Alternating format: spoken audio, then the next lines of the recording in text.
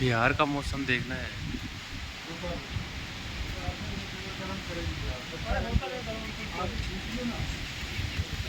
अरे भाई पकड़ना पड़ेगा, खींचेगा तो पूरा जाएगा।